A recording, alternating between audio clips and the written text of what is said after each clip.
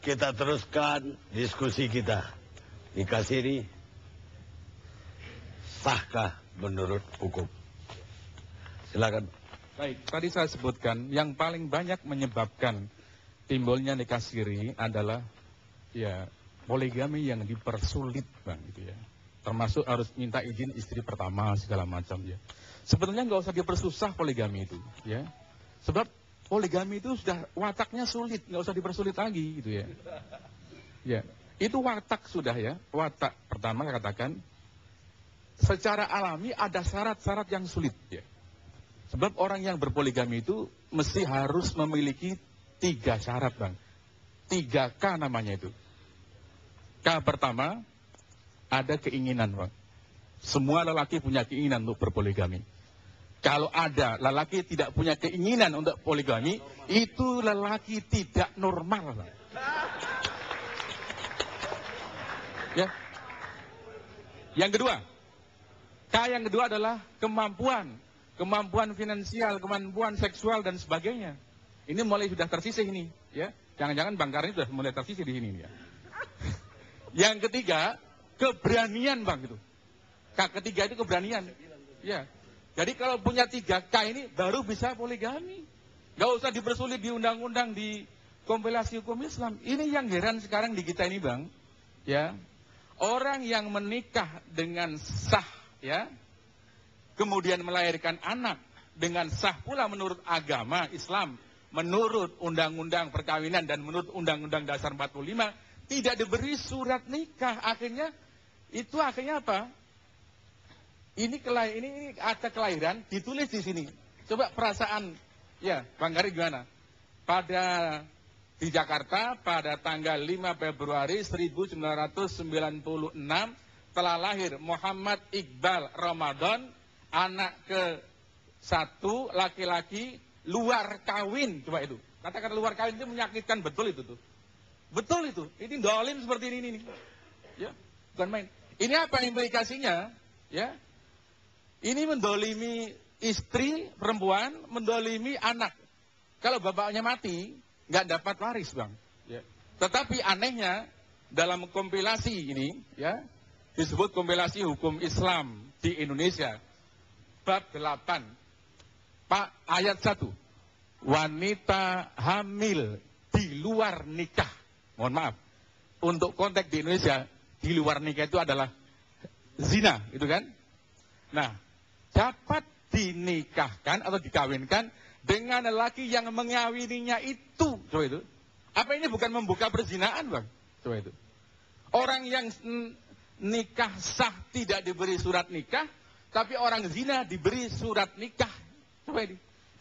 Ini sedang berlaku. Makanya kami sering mendapat pengaduan dari hakim-hakim. Pak, kalau ada orang nikah sah menurut agama, kami nggak boleh memberikan surat nikah, akta nikah misalnya itu. Apa salah nggak berarti menuduh mereka itu berbuat zina itu? Itu berat sekali itu. Nah, aturan di sini kalau nggak dapat surat nikah, akta nikah, baru dapat namanya isbat nikah. Ternyata untuk isbat nikah itu juga sulitnya bukan main. Wong menikah menjalankan syarat Islam kok dibersulit, ya. Akhirnya jebol-jebol seperti gini dong, ya. Jadi sebaiknya yang nikah ada saksi, oke, beri surat nikah selesai, ya. Kasihan mereka yang pernah nikah kemudian dianggap zina itu kan. Apa itu nggak dolim seperti itu, Bang? Nah, apalagi yang seperti di Papua, di mana, di Riau dan sebagainya itu kasihan. Apa mereka dianggap berzina gitu? Padahal itu sah, hanya nggak dapat surat nikah. Maka silakan datang misalnya ke KUA mencatatkan.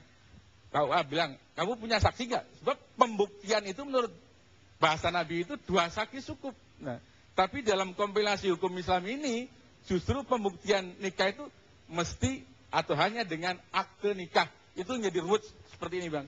Akhirnya apa yang terjadi? Ya nikah yang jebol-jebol itu akhirnya nggak terkontrol.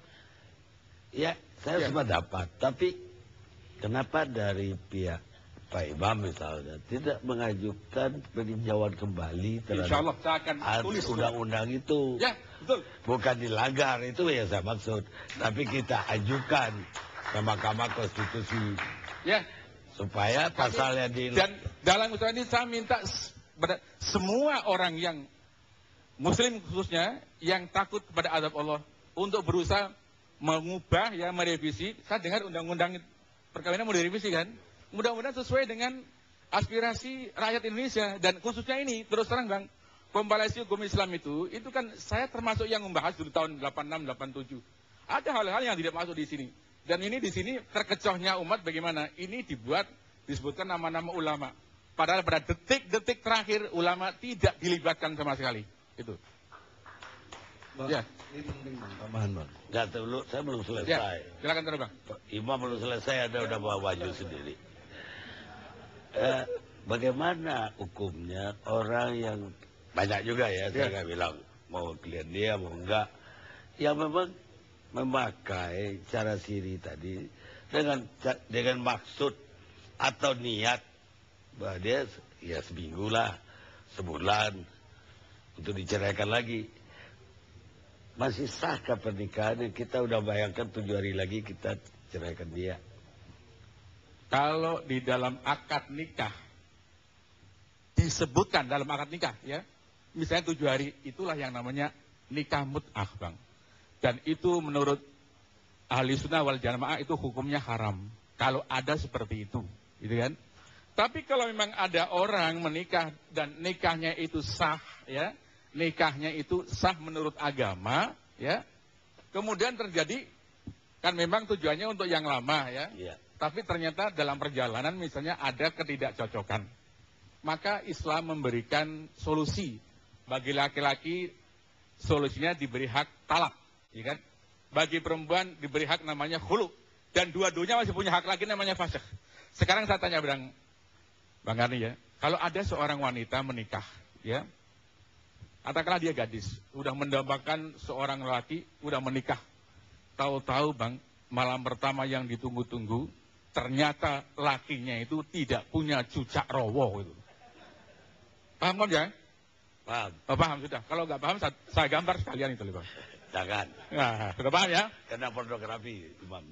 Loh kan burung cucak rowo kan burung. Ya kalau gambar nanti. Gambar burung cucak rowo gitu loh. Takutnya agak mirip nanti kena. Gambar burung. Nah ini apa, perempuan tuh mau menunggu sampai cucak rowonya tumbuh gitu? Atau sampai kiamat dia nggak cerai, nggak menikah lagi? Islam memberikan jalan keluar. Situasi. Yang saya tanyakan tadi niat. Niat 7 hari lagi gue cerai nih. Ya. Sekarang pertanyaan berikutnya. Bagaimana seorang kawin, kalau memang poligami, ya itu kan boleh terbuka kepada umum. Kalau ini diam-diam, malam-malam, nggak ada orang yang tahu, pokoknya teman di bawah 2 orang, ya seperti yang banyak terjadi lah. Itu gimana, Dodot? Apa itu istilah poligami, apa poliklinik, terserah lah ya. Yang penting kalau syarat dan rukun dalam nikah itu terpenuhi, nikahnya sah menurut agama Islam, menurut Undang-Undang Perkawinan Nomor 1 Tahun 74, dan menurut Undang-Undang Dasar Republik Indonesia 1945, Bang. Ya.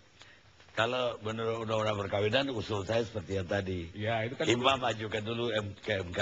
Insya Allah. Bang, tadi janji mau ngasih Bang. Ini penting Bang.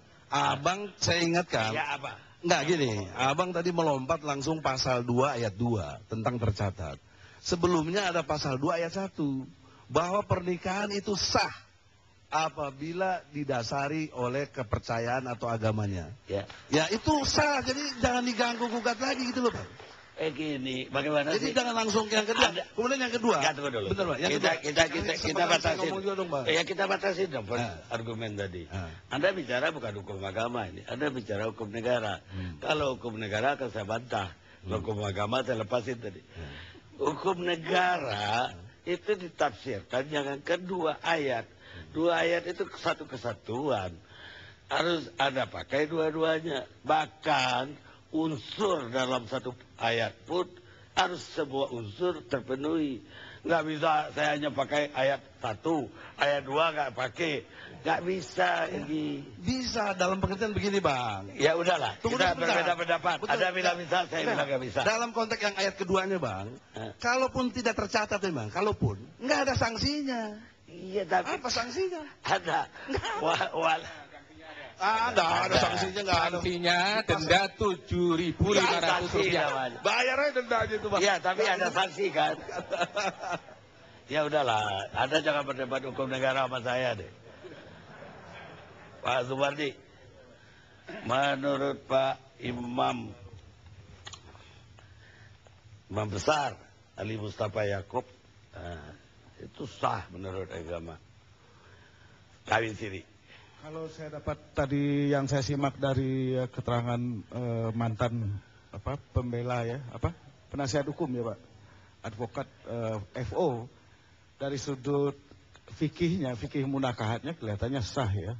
Itu walaupun kemudian dari sudut hukum negara tentu saja ya tidak terdaftar. Kalau tidak terdaftar ya tidak ada perlindungan bagi istri dan anak-anaknya nanti gitu.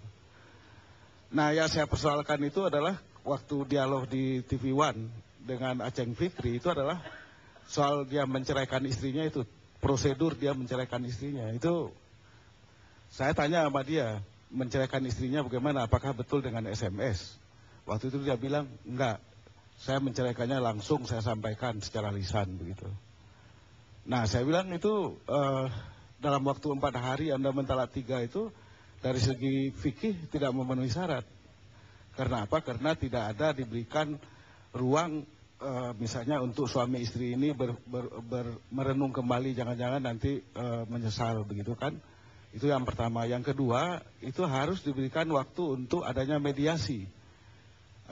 Kalau di dalam sistem perundang-undangan kita itu BP4 yang menyelenggarakan itu. Jadi ketika ada gugat cerai dari istri ataupun suami yang sesuai dengan ketentuan Undang-Undang Nomor 174 itu harus ke pengadilan. Nah, pengadilan biasanya, pengadilan agama itu biasanya menyuruh mereka berdua ini untuk konsultasi ke BP4, Badan Penasehat Perkawinan dan Perceraian itu. Jadi ini sebetulnya masalahnya di dalam yang saya lihat, terutama yang jadi berat itu adalah 2 hal sebetulnya. Pertama, kalau dilihat dari sudut pernikahannya sendiri, dia tidak minta izin kepada istrinya, hanya lisan saja. Padahal menurut undang-undang itu kan harus ada pernyataan tertulis. Yang kedua, dia sebagai pejabat publik harusnya minta izin kepada atasannya, ya kan? Dalam hal ini ya kepada gubernur. Nah, nanti surat izin istri dan surat izin dari gubernurnya ini harus dibawa ke pengadilan agama, baru kemudian itu sah secara undang-undang kita, Undang-Undang Nomor 174. Tapi lagi-lagi kalau dari sudut fikih munakahatnya, fikih perkawinannya, kalau yang saya dengar dari tadi itu ya sebetulnya kelihatannya sah sih. Cuma dalam perceraiannya itu yang saya kira problematis. Sebab misalnya kalau betul dia menceraikan istrinya itu dengan SMS, itu saya kira di MUI ataupun di yang lain itu mungkin belum ada itu dibahas ketetapan apakah sah menceraikan istri itu dengan mengirim SMS misalnya. Itu belum ada itu. Seingat saya belum ada, nanti bisa ditanya sama Pak Haji Amidan ini apakah ini pernah dibahas tidak gitu.